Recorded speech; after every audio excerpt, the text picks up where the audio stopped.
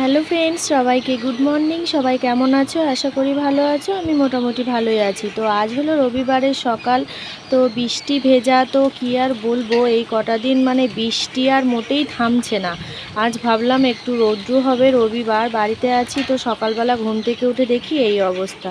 তো চলো, কী আর করা যাবে, মেনে তো নিতেই হবে, কিছু করার নেই। কাজকর্ম করি, সারাদিন কি করতে থাকি সেটাই তোমাদের সাথে একটু শেয়ার করব। চলো দেখতে থাকো।